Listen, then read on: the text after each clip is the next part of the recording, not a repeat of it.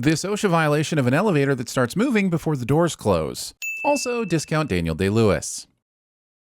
If they can teleport, why did we take I just work here, Steve, same as you! Look, sometimes the characters in Rick and Morty practically write these videos for me, which actually makes my job harder because I have to get extra nitpicky to justify my existence. Like pointing out that this mail slot was not in the establishing shot of the house that we saw just a few seconds ago. And nobody likes it when I have to do that. Rick, do you need a drink in here? Yes. Not to disregard the obvious alcoholism on display here, but the martini glass is the most spillable adult beverage container ever conceived. And there's been no attempt at displaying any sort of technology that would allow Rick to fall vertically through a portal without spilling his drink. Some kind of alien Googa has infested the Kennedy sex tunnels. The president concludes that it must be alien Googa without testing for chlamydia first. Yeah, that sounds fun. Let's set some boundaries with a spoiled control freak that thinks he runs the world and orders drone strikes to cope with his insecurity. Or some people call it being a parent. Okay, you're not gonna have fun if you analyze everything. Morty underestimates how much I enjoy my job. As far as he knows, we're still in the tunnels. When should we reveal we can see them? The show expects me to believe that Rick wouldn't immediately know that there was a satellite spying on them, or that he wouldn't have some sort of countermeasure in place that would blow it up, turn it into pudding, or evolve it into an AI capable of explaining that building a spy satellite and getting it into orbit is a huge waste of money when everyone has a cell phone in their pocket. I mean, what doesn't look bad through an illegal spy satellite? And ice cream. And yes, you save the world now and then. And America returns that favor by not holding the two of you accountable to its laws. Any of them? Any of the laws? Okay, I can see why turning a blind eye to some laws would be necessary when dealing with giant heads that kidnap the planet and other assorted nuisances, but all laws? You're telling me they could go to Arizona, purchase a donkey, and let it sleep in a bathtub with no consequences? The production team makes a banger of a song for a 5-second joke, but has the audacity to not make the banger of an album we all pause the episode to search for.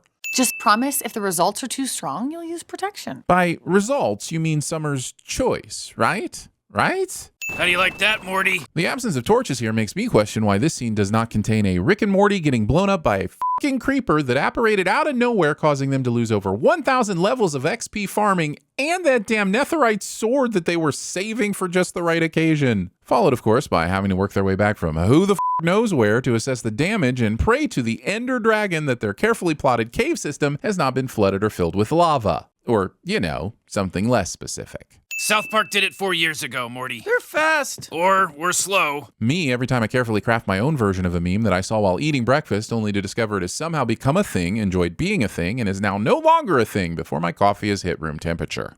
Also, South Park did that episode about the Simpsons already doing all the things and how it doesn't matter, so I don't really have an excuse for not making the meme, and the writers don't have an excuse for not giving us a Minecraft episode. The only way using this portal makes sense is if it's a quicker option than the president just flying there. This means the portal would have to already be there, or at least be closer than the president is. But why? Why would it be stationed in Brazil? Do they have one of these things in every country? Aren't they super expensive? And why am I surprised that the government has the ability to waste my money? I made Sanchezium up, dumbasses. Don't believe everything you read on Wikipedia. Well, excuse me while I go and review several hundred of our videos for reasons.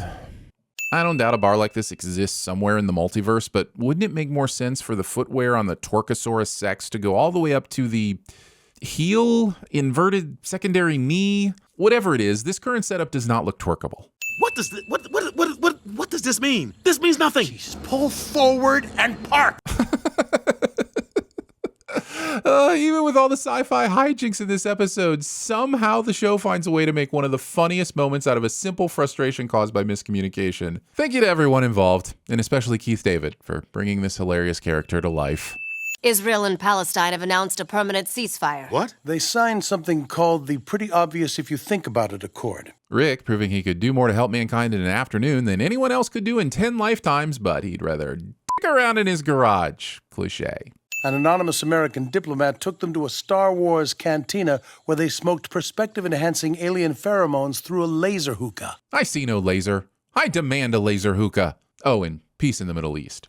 That too. Your approval rating just hit 100%. It is literally, not figuratively, literally impossible for a president to get 100% approval rating. Everyone could be rich, healthy, and never exposed to war, and some asshole would still say they have the right to be homeless, unhealthy, and at risk of high-velocity lead poisoning. I was knocking out a deterrent. Everyone wants to be knocked out. Nobody wants to be dead. Zack Snyder explaining why his version of Batman kills bad guys instead of subduing them somehow makes its way into the episode. Doctor Who in this motherfucker. Proclamations of being the Doctor do not make you the Doctor. And among other things, Rick is approaching the situation much more like a Dalek. I'd love to understand how I can help you. I can't be in charge of that, Jerry. My mind, my ideas are all part of the variable. The only constant is you. This plan only works if Beth is correct in thinking that there's some ineffable quality inside all of us that no clone, no matter how perfect, could ever fully replicate. And while you all sit there insisting you would definitely know the difference if your loved ones were replaced with clones, I'll be chatting to the AI that built the simulation we live in. Senior year, I took you on a date, Skip? and I just thought, it, lips don't sweat. Lips may not sweat, but the face around those lips does sweat. A fact that turned out to be a deal breaker for my freshman year. Episode makes a weird metaphor about destroying conspiracies surrounding the Apollo moon landing, the Kennedy assassination, and 9/11. At least, I hope that's what they were going for. And we're hiding from you so you don't kill her. If she's a clone, in a place I picked that you will never find. I think Morty is vastly underestimating Rick's ability to track. I'm sure he has ways of scanning for Morty's DNA or an army of drones that scout the entire planet in minutes, or maybe he could just track the fucking cell phone that Morty's decided to keep. You're a terrorist. You're an enemy of the state, and you kicked me in the balls 10 minutes ago. Oh, and all those Secret Service people he killed earlier, but no need to bring that up, I suppose. Invisitroopers, stand down. Why are Invisitroopers with knives preferable to Invisitroopers with lasers? I hope I can be of service if you ever find the planet to be in danger. Friends? Sounds good to me. The president thinks he's making a deal with a Rick from another universe, but what makes him think that fly fishing Rick would be any better than regular Rick? He could be just as murdery and insubordinate, but with the added annoyance of being one of those people with a passion for something. Hopefully you didn't just around and waste your life. Ooh wee. Making us think Mr. Poopy Butthole is going to be a fun callback, then tricking us into reflecting on all our poor life decisions. Send in the clown!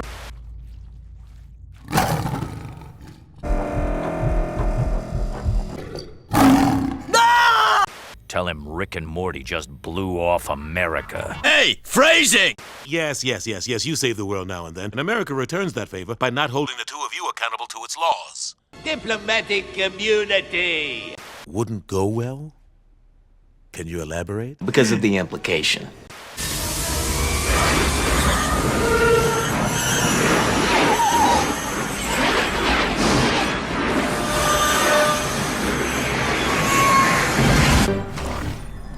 What a rush. Do you even know how to take out this kind of threat? You don't like my plan? That's good. Give me another plan, but don't tell me we're backing out. Doctor Who in this motherfucker. I have the power of 1,000 cowboys running through my veins right now.